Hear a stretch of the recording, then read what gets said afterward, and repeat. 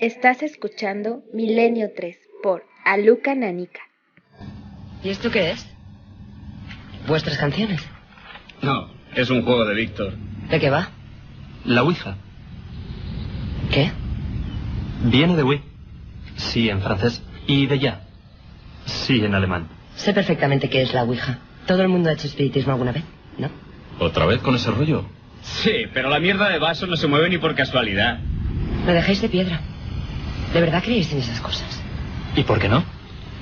Esas cosas, como tú dices, son formas de energía que pueden comunicarse con nosotros. Y solo necesitan que se les abra una puerta para poder hacerlo. La Ouija es una de esas puertas.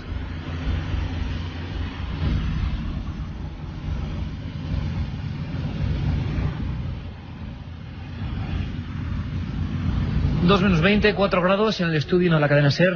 Buenas madrugadas, Carmen Porter. Buenas noches, Iker. Todo el equipo de La Nave del Misterio aquí con vosotros. Por cierto, que ¿quién no ha escuchado alguna vez este sonido? Bueno, yo creo que sería inútil decir quién no lo ha practicado, porque aquí todos podemos entonar el mea culpa o no. Vamos a intentar descubrir esta noche si hay tanto de realidad o de mito en torno a la Ouija, esa tabla. Quiero que Juanma Frasquet nos ponga este sonido que es peculiar, tantas veces repetido durante tantos años, en tantas reuniones, sobre todo de jóvenes. Parece que cuando uno deja de ser joven, pues ya empieza a interesarle menos lo de la Ouija. Pero bien es cierto que ha habido historias que han marcado vidas y han provocado desgracias impresionantes que vamos a conocer esta noche. El sonido puede ser el de un vaso. Antiguamente se utilizaba una planchette, otro tipo de pieza más o menos triangular, algunas con forma de corazón. Pero nosotros la conocemos como un vaso, un método muy rudimentario, unas letras, unos números y algo que empieza a dibujar misteriosamente cosas con cierto significado.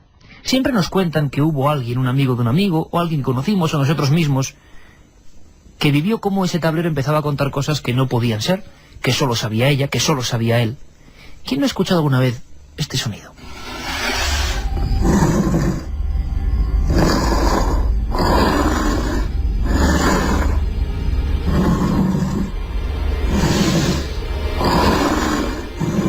Efectivamente, el sonido de la Ouija. Estoy seguro que muchos oyentes de Milenio lo han practicado. Sé de algunos que han dejado de hacerlo por lo que empezó a ocurrir. Bueno, yo emplazaría también el próximo domingo en Cuarto Milenio porque vamos a escuchar a la Policía Nacional hablando de estos temas. Pero íbamos un poquito más allá. Quiero contaros una historia que a mí personalmente me ha dejado bastante impresionado. Yo no sé hasta qué punto podemos añadirle verdad, ficción. 14 muchachos que murieron después de practicar la Ouija. Ocurrió en México, no todos murieron a la vez, por supuesto, fue una especie de tanda de mala suerte. Se llamó el caso Cañitas. Muy curioso. Carmen, si te parece abrimos ya las líneas de contacto con el programa, porque estoy seguro que esta noche va a ser una de esas en las cuales el tema toca la fibra sensible de mucha gente. ¿Cuántas experiencias pueden contarnos? ¿Qué ha pasado? ¿Qué casos podemos investigar? Abrimos líneas. Claro que sí, que ahora abrimos líneas en el 7640, palabra clave Milenio, espacio y como siempre lo que queráis. Ya nos están llegando mensajes de amigos que dicen que después de realizar la Ouija han empezado a suceder fenómenos extraños en sus viviendas. 7640, palabra clave Milenio, espacio y como siempre lo que queráis. Milenio 3, Iker Jiménez, en la SER. Ya lo hemos dicho, Juanma Frasquet, nuestro comandante en la Nave del Misterio, hoy además acompañados por un montón de amigos que han tenido a bien venir a ver este programa, esta especie de introducción en lo que es el tema de la Ouija. Seguro que daría para mucho más, pero vamos a conocer algunas historias que merecen mucho la pena. Nuestro querido compañero Alberto Granados, que también ha sondeado casos de última hora, pero es que esto de México, Carmen, a mí me dejó... Vamos a ver, hay una casa en la calle Cañitas, número 51, Distrito Federal, México. En mayo de 1982, un grupo de muchachos, según cuenta el autor de esta investigación, deciden hacer, lo decía muy bien Joseba Larrañaga al empezar el programa, lo decía perfectamente, ese juego, digámoslo así, un poco trivial, casi entre bromas, chicos y chicas, determinadas edades, 17, 18, 20 años. ¿Y sabes lo que se les ocurre, Carmen? También hay que ser un poco macabro. Hay una chica cuyo novio se ha matado en un accidente de tráfico. Cañitas 51, mayo del 82, una casa como cualquiera otra. Una casa, por cierto, con un patio, con una arboleda, Bueno, como cualquiera otra. ¿Qué intención, qué necesidad hay de ponerse en contacto supuestamente con el novio fallecido de una de esas muchachas? Bueno, pues lo intentan. Parece ser que alguien, según cuenta esta historia, les advierte de que ya hubo alguna tragedia con la Ouija en ese mismo bloque de edificios, y sobre las 9 de la noche este grupo de muchachos, como impedírselo, empiezan a practicar.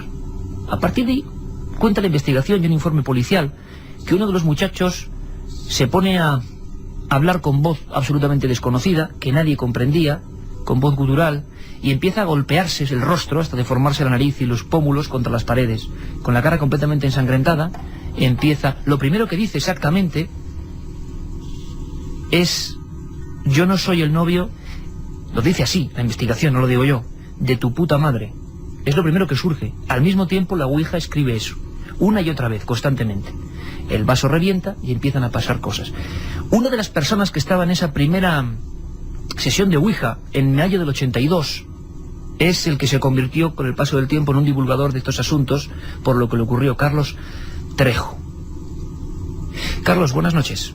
¿Cómo estás? Muy buenas noches en España. Aquí en México, pues te agradezco enormemente tu interés, sobre todo la llamada y el interés del público. Oye, Carlos, ¿cómo empieza toda esta historia para que toda la gente lo sepa? Creo que es mayo de 1982, la Ouija por en medio y ahí empieza la tragedia, ¿no?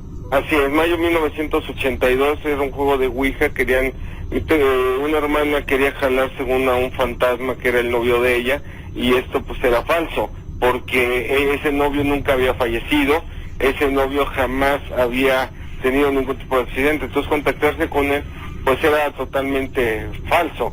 Entonces cuando ella trató de contactarse, resultó que empezó la Ouija a insultar, a agredir, a ponerse pues mal, y entonces la persona que estaba jugando la Ouija de repente se le van los ojos en blanco, empieza a salirle la lengua, hablar en otro idioma, la temperatura de la habitación bajó dramáticamente, una situación muy muy fuerte, muy agresiva.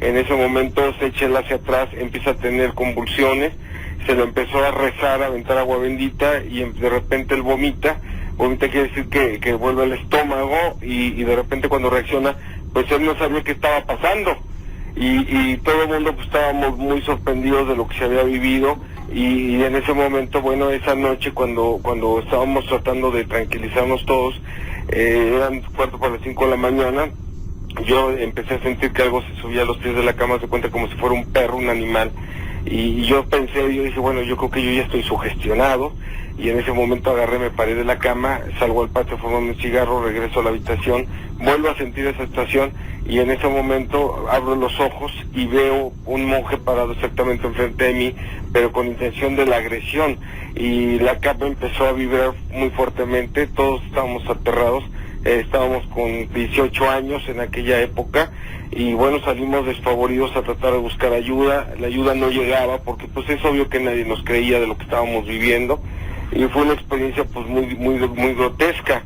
El sacerdote que trató de ir a exorcizar la casa, tristemente ese día falleció, inexplicablemente se resbala del segundo piso del templo, queda desnucado, pero el momento en que se hizo el rezo antes de que falleciera, una bola de aire empezó a brincar por toda la habitación hasta que de repente rompe los vidrios, y todo el mundo se quedó impactado al ver que la Biblia que estaba utilizando ese padre había quedado manchada de sangre. Y este hombre muere ese mismo día.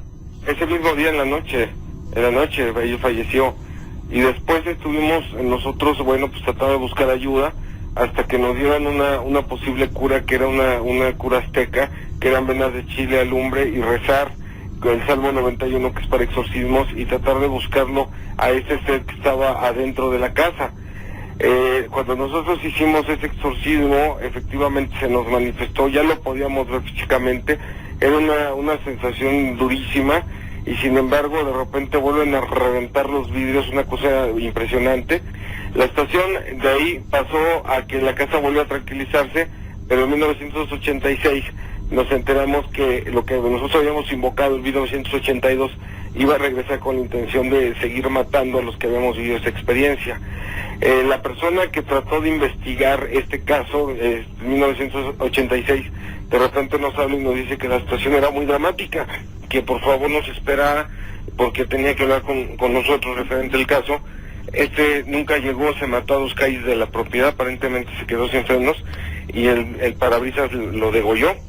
¿Cómo empezaron a ser esas muertes? Muertes de los que estabas ahí haciendo la ouija la primera noche, ¿no? La primera noche, bueno, el sacerdote que falleció a raíz de que se resbala del segundo piso del templo después de hacer el exorcismo. Después el otro en 1986 que estaba investigando qué era lo que había pasado, que habíamos invocado. Él fallece cuando su carro se queda sin frenos y el parabrisas se degolla. Y así se fueron dando cada una de las muertes hasta completar 14, entre ellas desgraciadamente fallece la madre de mis hijos. Yo estaba en ese momento pues muy desesperado, el caso empezó a tomar mucha importancia, mucha atención. No te voy a decir que sea un caso que uno se siente orgulloso de un caso de este tamaño, porque realmente se sufre y se siente una situación pues muy difícil cuando tratas de platicarlo y que no te creen. Entonces la situación se fue complicando hasta que llegó el momento en que falleció mi esposa y yo lo que decidí en ese tiempo pues fue tratarme de alejar de esa casa porque sabía que había algo que no entendía y yo no podía comprender.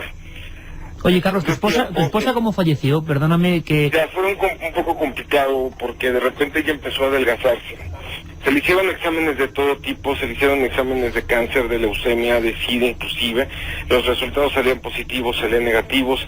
No se sabía exactamente qué era lo que estaba teniendo. A ella la metías a una iglesia y de repente se recuperaba, de repente volvía a recaer. Y fue un juego entre la vida y la muerte hasta que desgraciadamente el caso hizo que ella falleciera.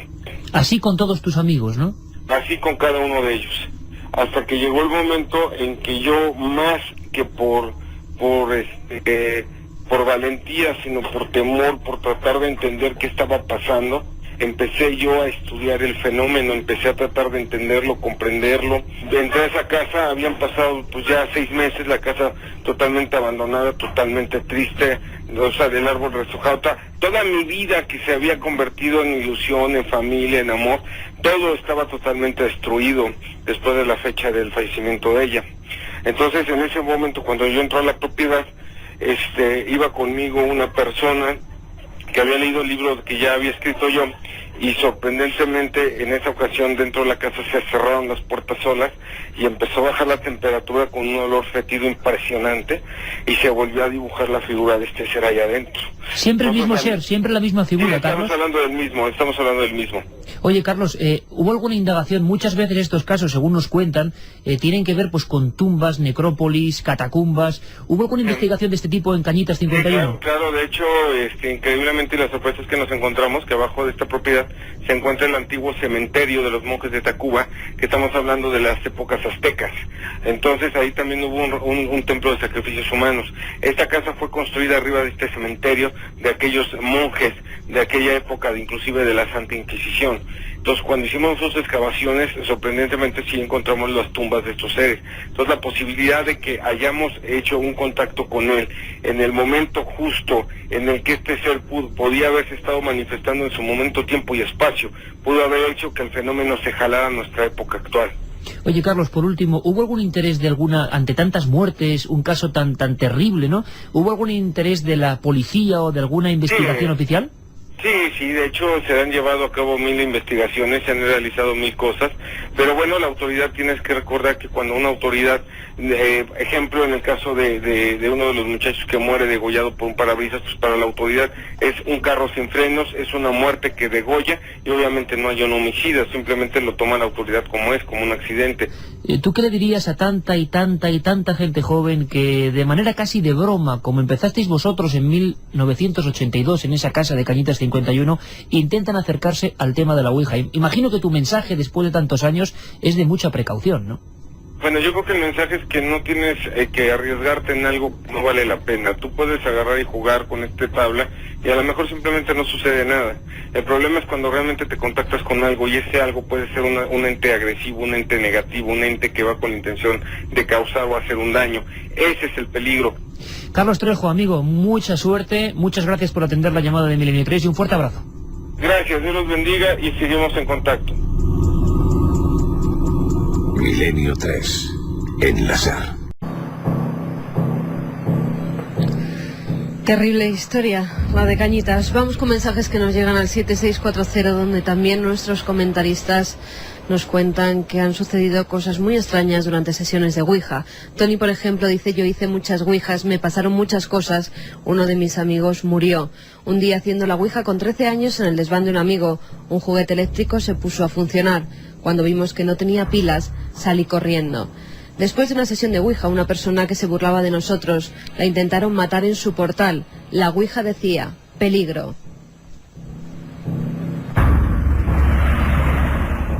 Por cierto, Carmen, que siempre está el personaje que se ríe.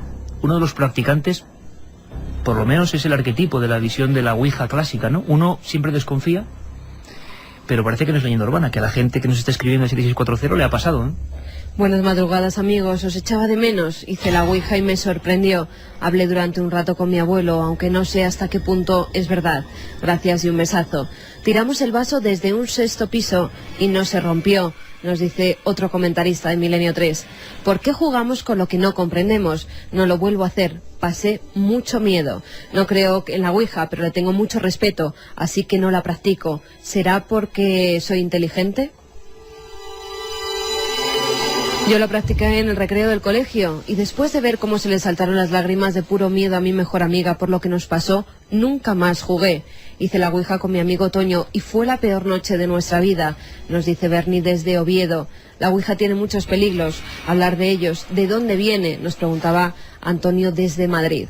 Podemos hablar de dónde viene y de muchas más cosas en torno a esta historia. Es lógico que no abandonemos el umbral de la ciencia. El psiquiatra y médico José Miguel Gaona nos habla, como buen conocedor del mundo de la mente, de el cóctel tan peligroso que suele producirse en algunos momentos en que alguien con estados mentales no muy adecuados se aproxima a esto, y sobre todo la obsesión y el enganche, ¿no? Parece que es lo más importante de estas historias. Yo he conocido a gente que haciendo la Ouija, yo nunca he sido por supuesto que la he practicado como todo el mundo, casi como curiosidad periodística, pero sí he conocido a gente que prácticamente no hacía nada si no era consultando la Ouija.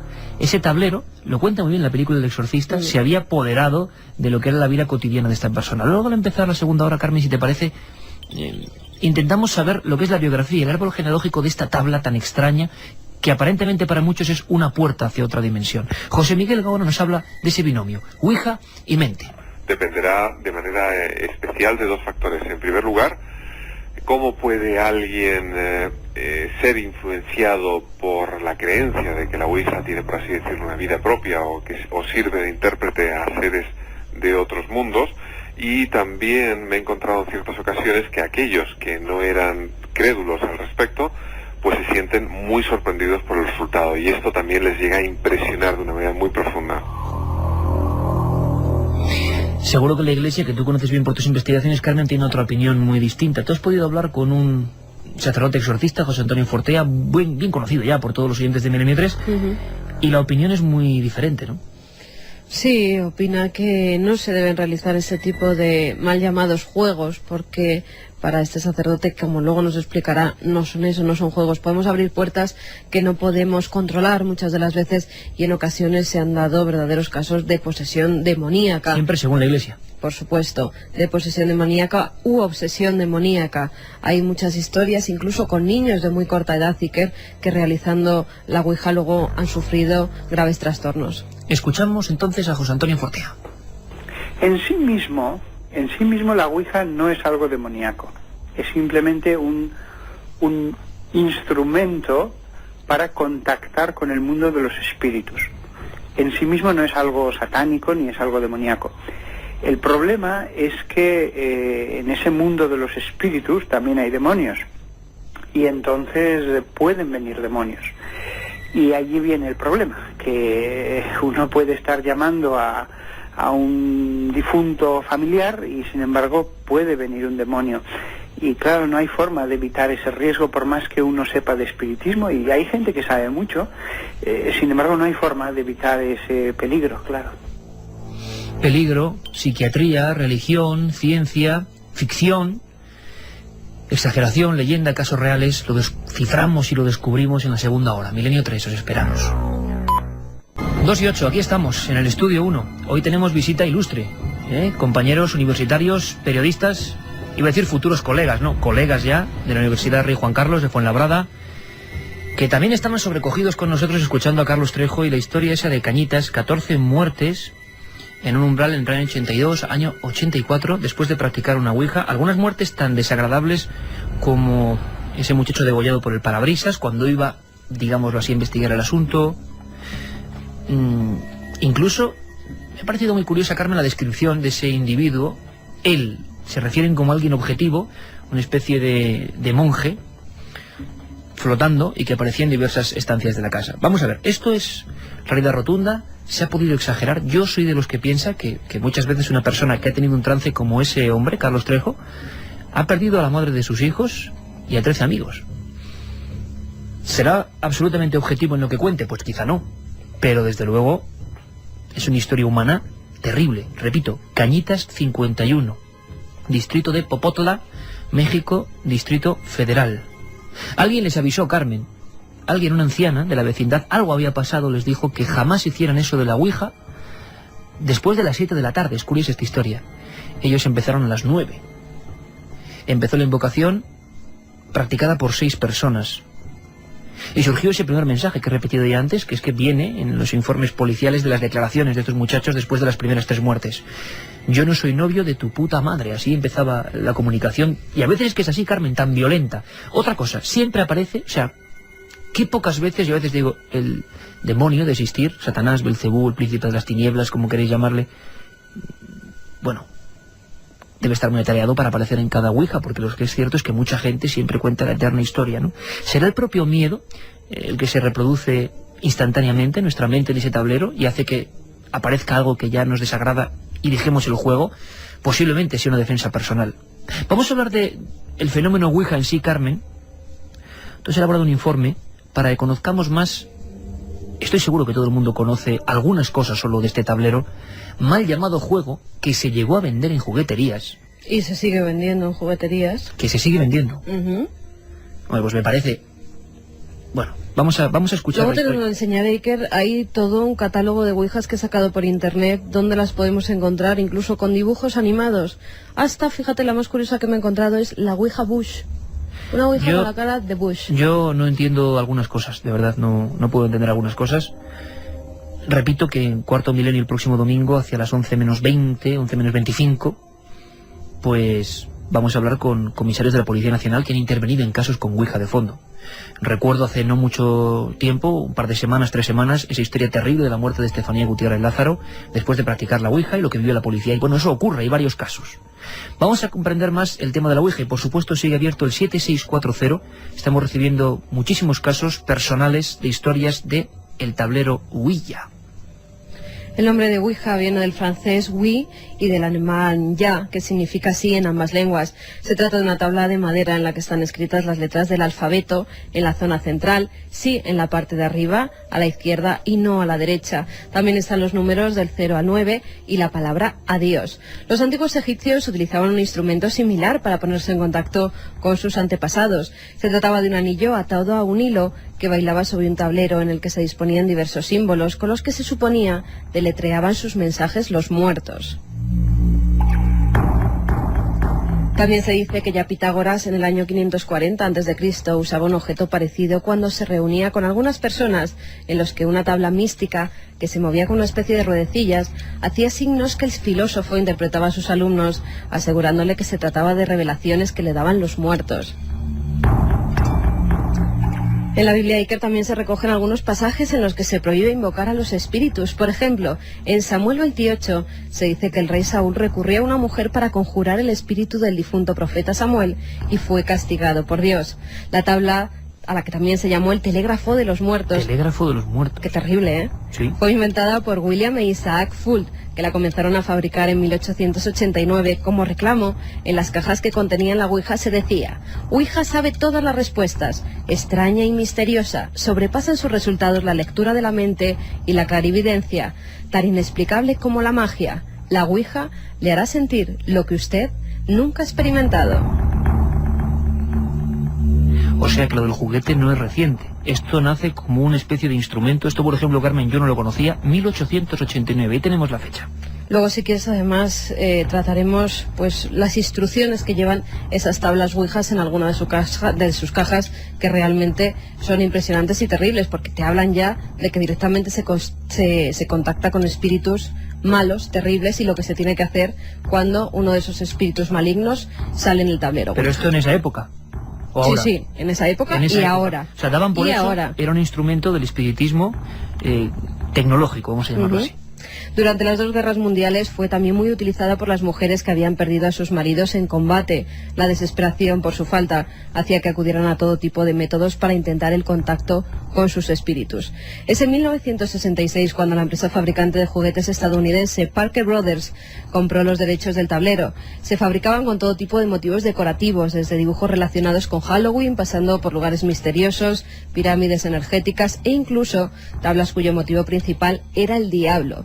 Desde entonces se calcula que se han vendido en América y Europa más 25 millones de ouijas, pero la tecnología también ha llegado a este presunto método de contactismo y hoy en día es muy común la ouija por ordenador, donde la máquina tú le haces una pregunta y ese tablero se va moviendo en el ordenador y te da respuestas. Normalmente, si le preguntas muchas veces, te suele dar unas respuestas que ya tiene antes programadas.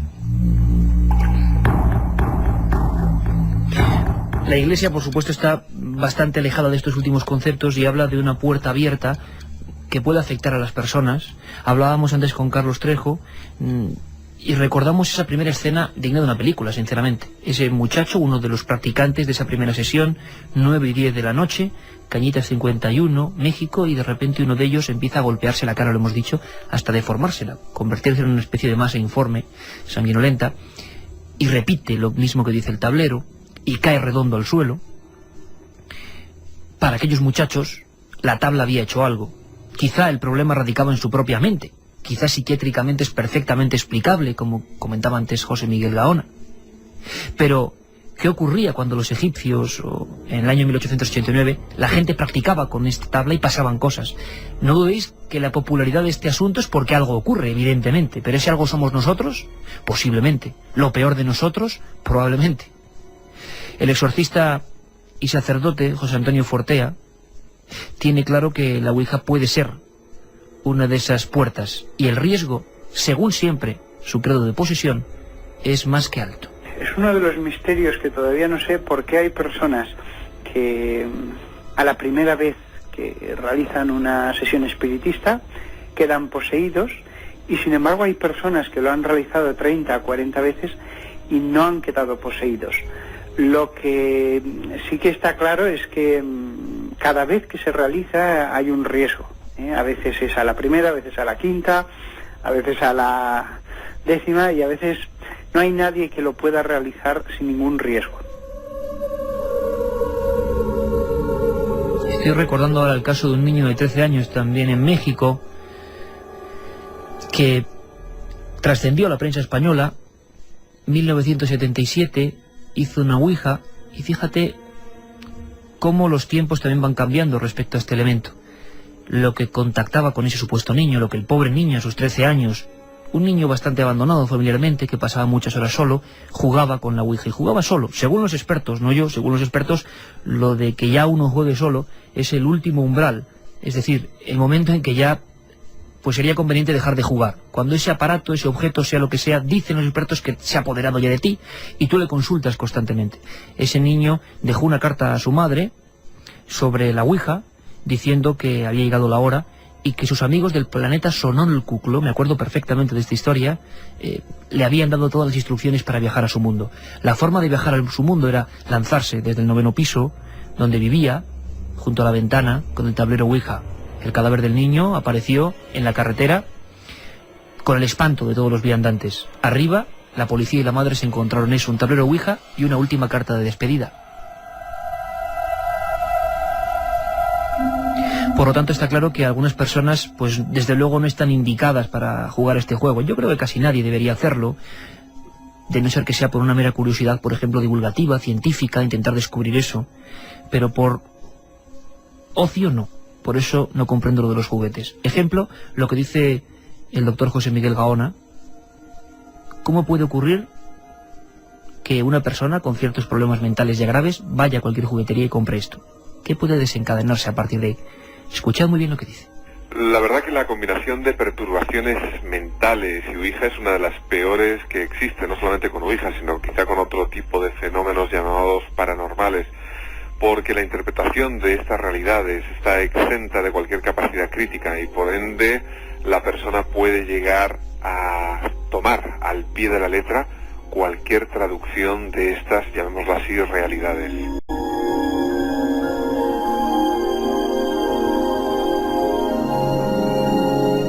Milenio 3. Iker Jiménez. Cadena SER. 2:19 siempre en directo, 4,2 grados, Juanma Frasquet en la nave del misterio y todo el equipo aquí muy atentos intentando también saber y comprender los casos que ocurren a nuestros oyentes. En el 7640 nos están llegando decenas, centenares, porque todo el mundo, afortunado o infortunadamente, tienen una historia de contar con la Ouija, ¿no? Sí, la verdad es que sí, Iker. Y luego, si quieres, pasaremos a narrar el caso de un pueblo maldito por la Ouija. 1.200 personas tuvieron que ser tratadas por especialistas, por psicólogos, por psiquiatras, porque después de realizar la Ouija, al parecer, y según dijeron las autoridades, había una ouijomanía extendida por toda la población. Pero ahora vamos con los mensajes del 7640, ya sabéis, palabra clave milenio, espacio como siempre, lo que queráis, contarnos vuestras experiencias con el tablero Ouija. Buenas noches, mis hermanos y yo hemos hecho la Ouija en mi casa. Desde esa noche mi hermana escucha ruidos y violines que salen desde mi habitación. 2 amigas mías tuvieron una mala experiencia, no daban por cerrada la sesión, la moneda saltó de la tabla, les quemó los dedos y esa noche soñaron lo mismo, nos decía Sandra desde Lugo. Unas amigas estuvieron toda una noche sin poder dejarla porque supuestamente les salió Satán y no las dejaba irse. Hola amigos de la madrugada, yo hice una Ouija en la fábrica donde trabajo y vimos un niño cojo corriendo. Menudo susto, seguid así. Un niño cojo corriendo. Vaya iconografía, ¿no? Es que realmente la gente a mí me sorprende. Paloma desde Cáceres nos dice: el vaso daba golpes contra el cristal de la mesa y no se rompía. Estuve sin dormir 2 semanas. Hicimos la Ouija junto al perro de un amigo y con quien contactamos nos dijo que tenía al perro poseído. El perro quedó paralizado hasta acabar. Esto nos lo comentaba Ángel desde Logroño. Estoy trabajando y estoy muerto de miedo, no salgo a poner gasolina a nadie, nos dice Lumi desde Cuenca. Yo vi con 5 años cómo mi tía y sus amigas hacían la Ouija. Todavía recuerdo cómo volaba la tapa de la estufa de metal por encima de las llamas. Yo la hice 2 veces y para probar si era verdad, escribí en ella 2 deseos en contra de 2 personas y por desgracia se cumplió. No bromeéis con ella. Soy profesor y cuando me preguntan los alumnos acerca de esta práctica les advierto acerca de la sugestión. Es difícil plantear el tema de forma objetiva. 2 chicas de la Puebla de Rodrigo, Ciudad Real. Este verano una noche hicimos la Ouija y conectamos con alguien. Solo nos dijo: iros ahora o iré a por vosotras.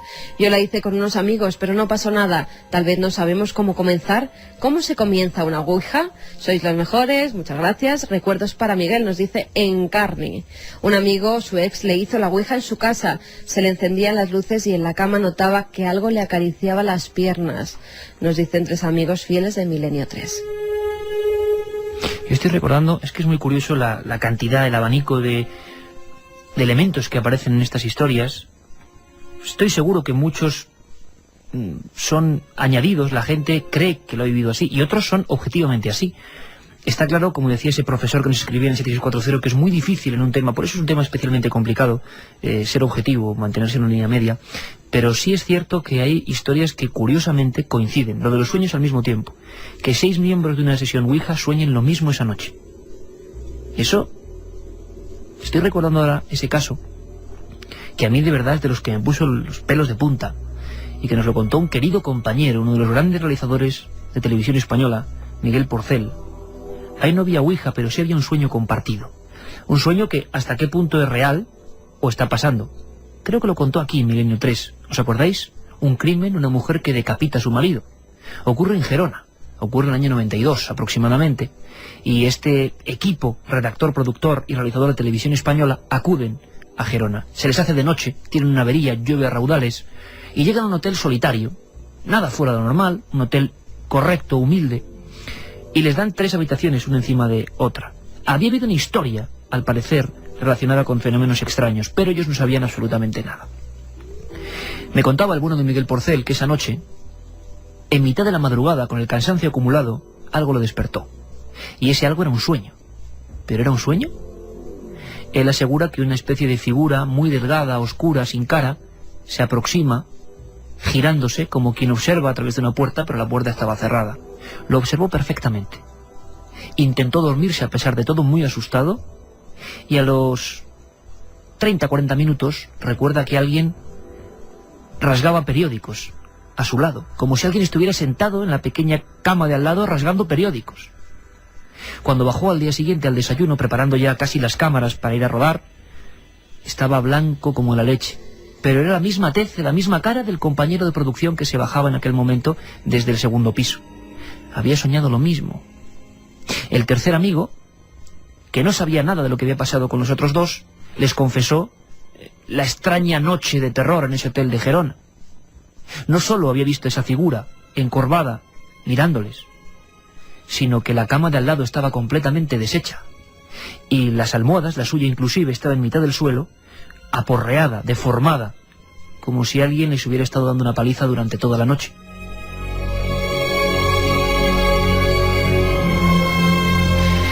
Sueños, presencias, las camas que se hunden porque alguien ve que eso se hunde. Hubo una moda en los años 80, por lo menos en el norte de España, yo conocí varios testigos cuando yo empezaba con estas historias, de practicar la ouija con unas velas al mismo tiempo, y depende de cómo fueron los movimientos de la vela, pues ocurrían cosas. Una persona me contó, uno de los casos que a mí también, de los primeros que yo investigué, como una de esas casas. Luego, claro, ¿qué ocurre con el que es dueño de la casa donde se ha hecho la ouija? Que los demás se van, y uno se queda. Y cuando va a la habitación y enciende la luz, aquella chica me comentaba que veía perfectamente la silueta de alguien, como un difunto, sentado, mejor dicho, extendido a lo largo y ancho, zapatos, piernas, espalda, presión de la cabeza en la almohada, en su propia casa. Fue la última vez que jugó a la tabla ouija. Es muy difícil mantener la objetividad en esta historia, Carmen, pero hay unas personas en Alicante que por lo menos con dignidad, con honestidad, se han intentado acercar a este fenómeno. Y han hecho lo que mucha gente no ha hecho, yo me incluyo, que es practicar miles de horas de ouija y intentar extraer algunas conclusiones. Los conocimos en Alicante, fue un placer estar con ellos, ante más de 1.200 personas en la abarrotada Universidad de Alicante hace ahora un año.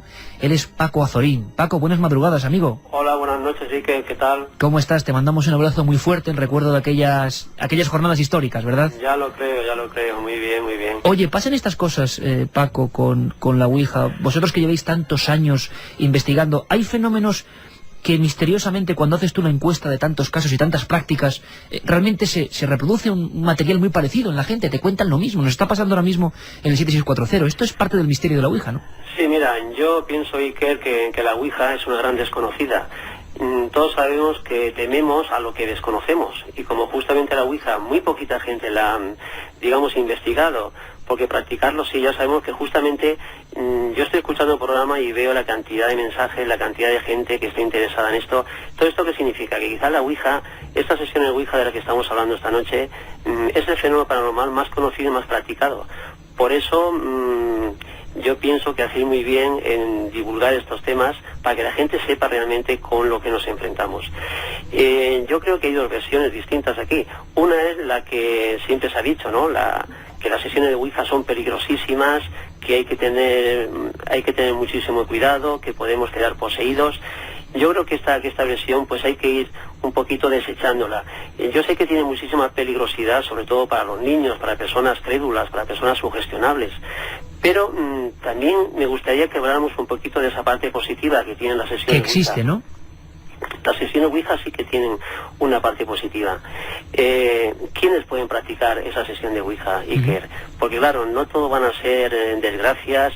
Yo sé que hay niños que habrán muerto, habrán personas que habrán muerto después de practicar una sesión de ouija, pero yo lo que tengo que decir aquí en este programa es que realmente las sesiones de ouija no son culpables, sino que es el propio ser humano, es nuestra propia mente.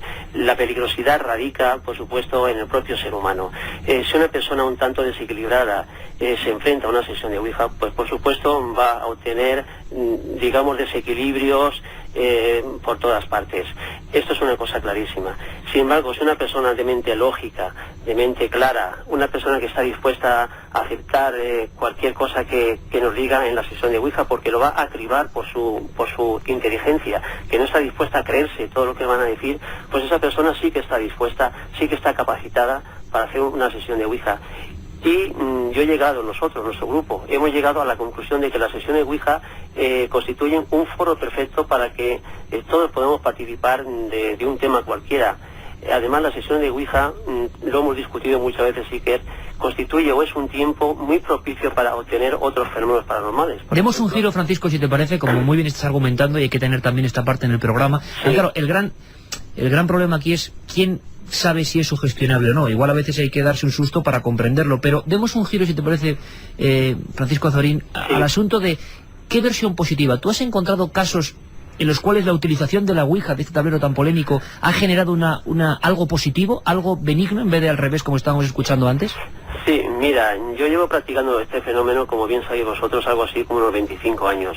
He conocido personas, muchas personas que se han acercado a nuestro grupo, en un principio recelosas, porque tenían ese concepto. Yo no sé por qué nos empeñamos una y otra vez, quizás sea así, pero yo no lo veo de esa forma, en rodear este fenómeno con ese halo enigmático, con ese halo de que a última hora, pues, lo que tú decías antes, si se hace una sesión de Ouija en una casa, luego los otros se van y el que se queda, el dueño, pues, ¿qué es lo que puede temer? Vamos a ver, la sesión de Ouija es una sesión a distancia, ¿no? Con lo que nosotros conectamos, con esa inteligencia, con esas inteligencias que conectamos, están a distancia. ¿Qué miedo podemos tener? Podemos tener miedo de nosotros mismos, de nuestra propia mente. La versión moderna que yo pienso que tenemos que divulgar y que lanzar es que la sesión de Ouija simplemente constituye una comunicación, una conexión y una comunicación telepática. Hay dos mentes, una la que está en un sitio, otra mente estará en otro sitio. Yo le llamo inteligencias. Entonces, si la persona que está realizando la sesión de Ouija sabe utilizar su mente, de ahí claro está, no todo el mundo puede practicar una sesión de Ouija. Pero yo te advierto una cosa, las sesiones de Ouija nos hace mucha falta para investigar, sobre todo quiénes somos nosotros. Se ha comprobado que las sesiones de Ouija conectamos con nosotros mismos, con esas partes desconocidas que tiene el ser humano. O sea que lo que se refleja, Francisco, en algún momento en esa tabla, pueden ser desde obsesiones, miedos o cosas positivas de uno mismo, es como una especie de espejo, por lo tanto. Efectivamente, las sesiones de Ouija son como un espejo y lo que funciona es la afinidad. Si yo, por ejemplo, voy buscando algo positivo en una sesión de Ouija, encontraré eso positivo. Si yo me acerco a una sesión de Ouija con ese miedo, con esa angustia, porque he oído toda esa cosa, toda esa parafernalia que han dicho de las sesiones de Ouija, voy a obtener justamente eso, angustia, terror, miedo. Por tanto, hay que desmitificar un poquito lo que es el fenómeno Ouija. Hay que dar por lo menos una versión de esperanza, una visión un tanto positiva de que sí, habrá muchos riesgos. Vamos a hablar, si queréis, de esos colectivos de riesgo, pero vamos a hablar también de esos otros colectivos, de esos otros grupos que perfectamente pueden hacer una sesión de Ouija y se pueden beneficiar. Se pueden beneficiar porque, como digo, yo he llegado a la conclusión de que la sesión de Ouija nos hace falta para investigar quiénes somos nosotros, cuál es nuestro más acá y nuestro más allá. Oye, Francisco, hay un montón de gente que está preguntando cosas. Ya que te tenemos aquí, me gustaría que... Yo sé que es muy difícil dar una respuesta objetiva a todos, pero precisamente como hay tantos temores, tantas leyendas infundadas o no, tantas historias en torno a esta tabla, y como tú muy bien decías, es tan fácil acceder a ella, ¿qué consejo damos sobre todo a esa gente joven que quiere aproximarse pero no sabe cómo, que no sabe qué medidas de seguridad hay que tomar? ¿Qué podríamos decirles para contestar un poco a la gran pregunta que es, oye, yo tengo interés en la Ouija, no sé qué hacer, ¿qué hago? Pues tienen que leer mucho, porque cada vez hay más libros especializados, libros científicos sobre la Ouija. Tienen que intentar por todos los medios conocer a una persona especialista en esto, una persona que haya practicado muchas sesiones de Ouija y que las haya investigado. Y que en un momento determinado que estén haciendo una sesión de Ouija con ella, con esa persona, pues ante cualquier cosa que pudiera suceder, porque en una sesión de Ouija pueden suceder muchísimas cosas, pero si tenemos al lado nuestro una persona que nos puede decir, tranquilidad, que esto está sucediendo por esto y por lo otro. Lo peor de todo, que eso también lo hemos comentado muchísimas veces, es cuando un grupo de niños o personas inexpertas que se acercan por primera vez o que son sus primeras veces a hacer una sesión de Ouija, no tiene ninguna persona al lado que les pueda decir, no preocuparos, que esto no tiene mayor importancia, simplemente significa esto, lo otro, lo de más allá. O sea que una persona cualquiera se puede acercar a estos fenómenos siempre al lado de la mano de una persona que la haya practicado muchísimas veces y que le pueda inspirar y que le pueda transmitir sobre todo tranquilidad. Eso es una cosa fundamental.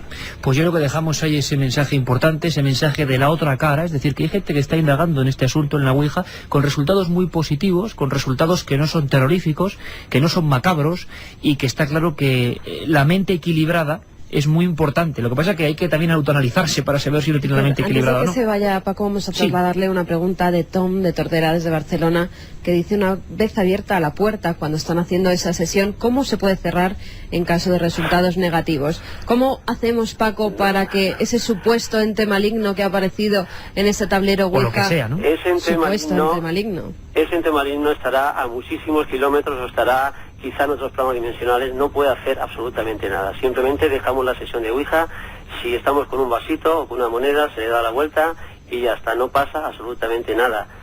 Es que... También hay mucha leyenda sobre cómo cerrar el contacto, se ha convertido también eso en una leyenda urbana, ¿no? Una verdadera tontería. Es un contacto telepático. En cuanto uno cuelga el teléfono telepático, ahí ya no hay absolutamente nada de nada. Todo está dentro de nosotros, por desgracia.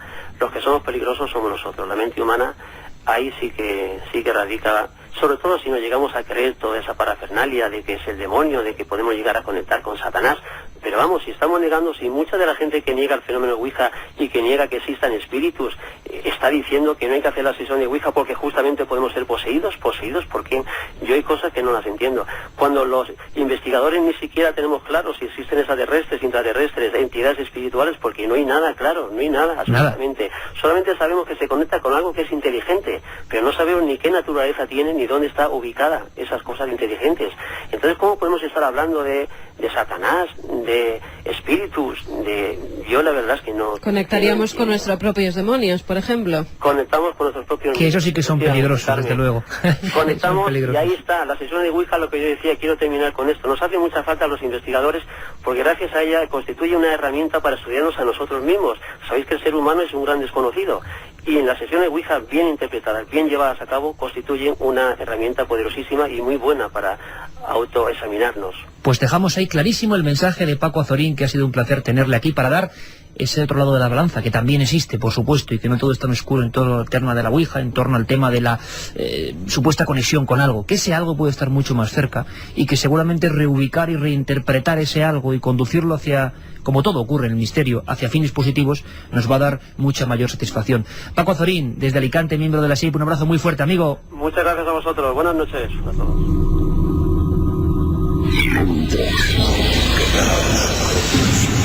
No os vayáis. Cadena Ser.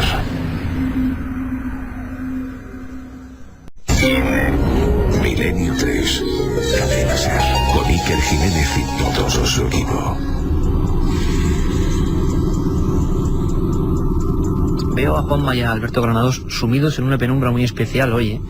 Ahí están hasta los pasillos los propios pasillos de la Cadena Ser, sobre todo cuando subes por fuera ahora, tienen un tono muy distinto según el tema del que se hable. Está bien poner todos los lados, ¿no? La ciencia, la religión, las experiencias negativas, las más positivas, como ahora. Vamos con casos, Carmen, que sí, que mucha gente nos está preguntando, que empezamos el último cuarto milenio antes, así que la gente esté desde las 10:30 preparada, porque vamos a hablar también de un caso de Ouija, efectivamente, de un caso de Ouija. Y además en este caso. Un policía nos escribía precisamente hablándonos de ese caso. Dice: seguro que si me encontrara un caso como el de Estefanía me aterraría. Espero que no me pase nunca. Un abrazo. Pues vamos a analizarlo, sí, el domingo, esa historia de Estefanía Gutiérrez Lázaro, con los policías, con la investigación, una niña que muere. ¿Sabes lo curioso, Carmen? Que cuando escuchaba a Carlos Trejo hablando del caso de Cañitas, aunque sea esa parte negativa que no le gusta a Paco Azorín, y con razón, a mí tampoco me gusta, pero es así, según nos cuentan los protagonistas, la muerte de Estefanía Gutiérrez Lázaro, esta muchacha de 18 años, que cumplía todos los arquetipos básicos de jugadora, mujer, joven, la mayoría de casos donde pasan estas cosas así, en el barrio de Vallecas, en el colegio, se rompe la tabla, un humo en el vaso, y muere ojos en blanco, también como golpeándose y con voz distinta a la suya. Es la descripción exacta de esa historia que comenzó en México en 1982. Bueno, ahí están los datos. Vamos con más casos, Carmen. Empezamos con uno sorprendente, el de la Cruz Roja de Granada. Este edificio está situado en la cuesta de Escoriaza. En los años 40 la construcción que allí se alzaba albergaba una fábrica de telas, donde ya se decía que ocurrían hechos insólitos y que en ella habitaba un espectro que vagaba por el jardín. Allí había un pozo y un desván.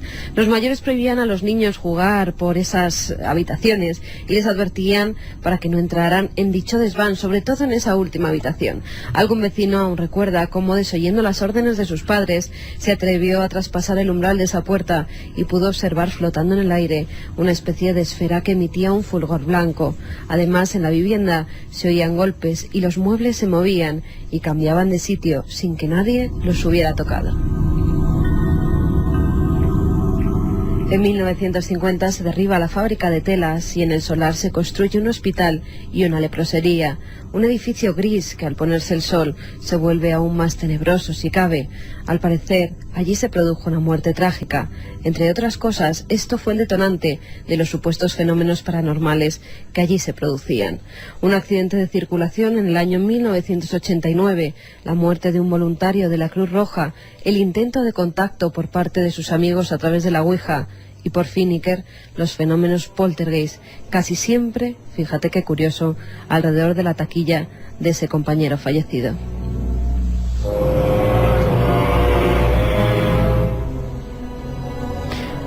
Son estos momentos en los que tenemos que pedir cierto perdón a algunos oyentes que los vamos conociendo en nuestras giras por ahí, haciendo Milenio en Abierto. Estoy recordando en Toledo, nos estarán escuchando a los dueños de un hotel, el Hotel Beatriz, donde estuvimos, que lo escuchaban toda, Alberto, ¿te acuerdas? Todo el equipo del hotel maravilloso, que lo escuchaban por los pasillos. Y yo me estoy imaginando esos pasillos y ese hotel ahora, a las 2:41, escuchando esto. Y cuando has hablado de esta taquilla, ¿sabes de qué me he acordado? Sí. Yo siento que en estas noches soy como el abuelo Cebolleta, lo sé, lo entiendo, pero me acuerdo de cosas, surgen, es como... Del caso de Cerler, ¿te acuerdas? Un cuartel, lo investigó Ángel Briongos y Javier García Blanco, un caso espectacular, una muerte, una luz, 7 soldados muertos, y a partir de ese momento, en lo que es un cuartel de montaña, bastante tenebroso de por sí, las taquillas, según nos confesaban los soldados, se abrían y se cerraban constantemente. Y alguien empeoró todo cuando supuestamente hubo una sesión de Ouija. A veces la sesión de Ouija es como un detonante. Pasan cosas y a veces el remedio, supuesto remedio por supuesto, es peor que la enfermedad. Vamos a conocer otro caso donde interviene la Policía Nacional. No solo es el caso de Vallecas. Hay otros históricos. ¿Os acordáis de Raimundo? El caso de Mauricio, siempre lo confundo con la niña del Palacio de Linares. Raimundo sería Raimunda. Mauricio, el niño de la calle del Toboso, 73 años, 77. En la Casa de los Ruidos. Casa de los Ruidos. También intervino la policía. Pero un caso clave muy reciente de policías nacionales, pistola en mano, después de prácticas de Ouija, niños y colegio, ocurrió en Chirivella y nos lo cuenta una de las personas que estuvo investigándolo, nuestro querido compañero Francisco Contreras. Pequeños golpes al principio en tabiques, techos, muebles, para posteriormente ser directamente aporreos, golpes repetitivos, contundentes, movimiento de pequeños objetos en las estanterías del salón, de las habitaciones, incluso los juguetes parecían cobrar vida propia, incluso además se llegaron a realizar o se llegaron a materializar como gotas de agua, según declararon ellos. La verdad es que la situación llegó a ser tan insostenible y que tuvieron que llamar el 19 de junio de 1999 a una patrulla de la policía local de Chirivella, quien constató toda esta fenomenología, pero lo más sorprendente es que días después, la madrugada del 19 al 20 de junio de 1999, con 2 periodistas como testigos realizando un reportaje de televisión para el canal autonómico Canal Nou, para el programa Punt de Mira, pudieron ver cómo las paredes sonaban solas, los objetos se movían como por manos invisibles, y de todo ello quedó un parte policial que ha pasado a los archivos de la historia de la parapsicología española.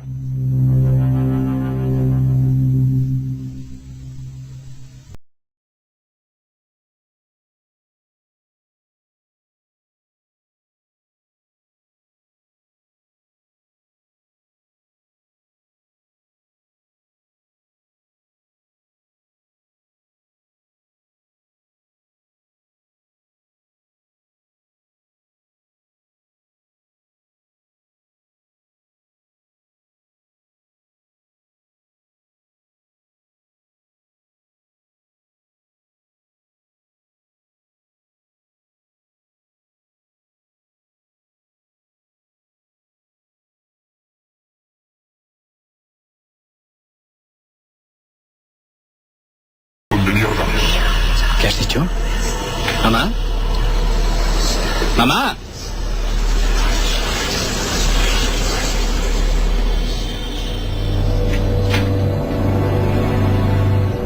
Películas como Ouija reflejaban perfectamente la obsesión que participantes en una de estas sesiones empiezan a tener. Empiezan a escuchar a sus familiares con otras caras, con otras voces. Yo recuerdo el caso de un muchacho de Badajoz que lo que veía era la figura de un niño, por eso antes me escamaba con lo del niño cojo. Un niño sin piernas, es lo que él veía, o sea, el tronco de un niño con cabeza, un niño de unos 4 años, flotando en la oscuridad del cuarto de baño. En Jaén, en unos archivos, también nos contaron que se aparecía una especie de niño que miraba cómo los archiveros colocaban esos gruesos tomos antiguos en algunos de los estantes. Me estoy acordando, ¿sabes de qué? Porque era más o menos esta hora. De aquel camionero de Gerona, antes hablábamos de Gerona, que nos escribió en una noche que hablábamos de estos casos, y que nos escribía aterrado porque varios compañeros suyos, y él creía haberlo visto, hablando de niños, habían observado...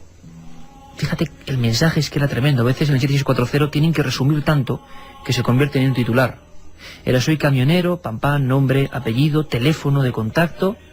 En un camino donde otros lo habían visto y lo estábamos viendo en otros mensajes, había visto, fijaos qué descripción, ¿no? Una niña muy pequeña, como de comunión, cara en mitad de la carretera, a las 2:46 de la madrugada.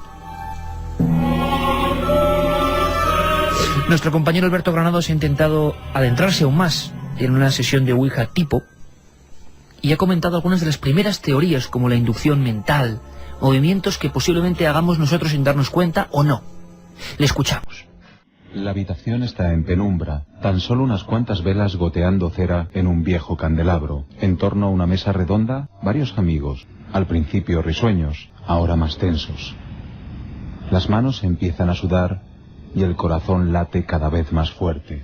Sobre la mesa un tablero con las letras del abecedario, números, las palabras sí y no y un adiós. Todos los participantes se miran fijamente a los ojos, ponen sus temblorosas manos sobre un vaso o una plataforma, que comienza a desplazarse lentamente sobre las letras, y una pregunta flota en el aire. Espíritu, ¿estás ahí?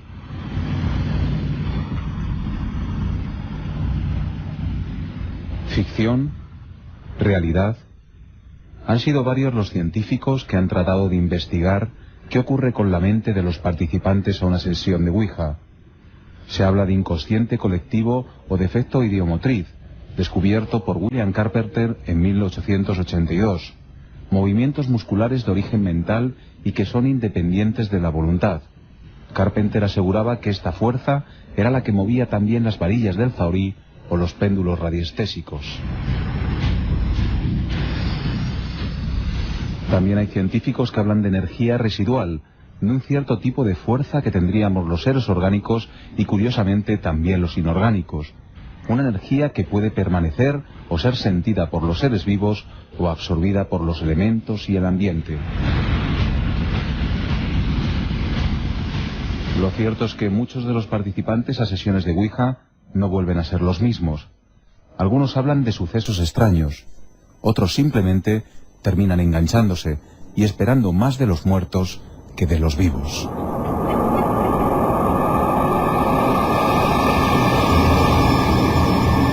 Solo hay que darse un pequeño paseo por las noticias y leer algunos titulares. 16 de noviembre. Psiquiatras y psicólogos examinarán a 25 alumnos del Colegio Clemente Chávez de San Martín, en Perú, tras sufrir trastornos después de realizar una sesión de Ouija. Se habla de crisis de histeria colectiva.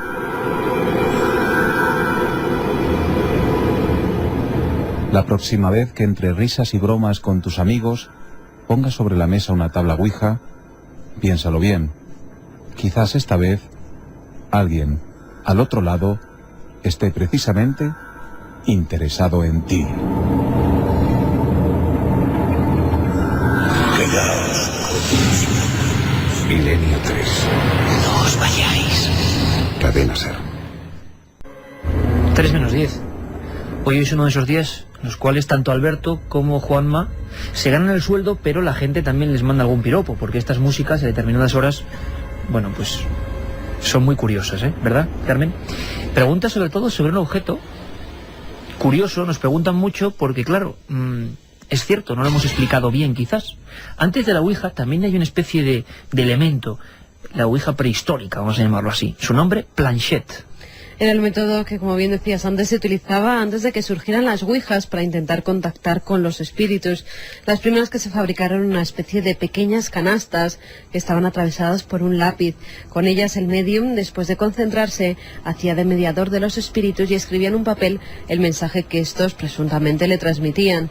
Este instrumento evolucionó convirtiéndose en lo que hoy en día se conoce como planchette, palabra francesa que significa pequeña tabla. Se trata de una tablilla de madera con forma de corazón. En uno de los extremos de la planchette hay un agujero donde se introduce un lápiz y en la base hay una especie de ruedecillas que hacen que la tablilla se desplazara y así el medium pudiera escribir los mensajes que supuestamente le transmitían esos entes. El reclamo que los comerciales escribían para vender las planchettes rezaba: intente mejorar el presente y su futuro será más brillante.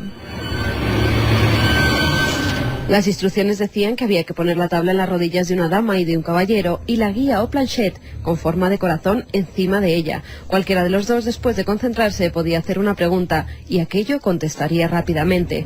Pero las planchettes poco a poco fueron desapareciendo, ya que los mensajes que escribían eran la mayoría de las veces ininteligibles.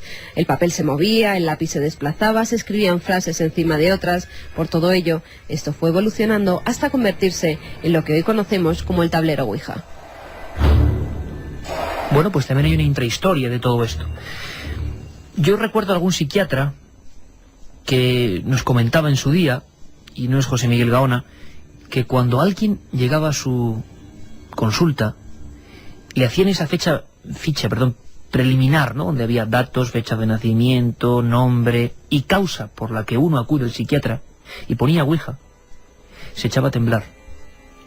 Es un psiquiatra muy conocido, y que, sobre todo en los años 70, consideró los procesos mentales, digamos, peligrosos, a través del espiritismo, la Ouija, pues como una auténtica plaga, como una epidemia, que fue luego decreciendo, menos mal.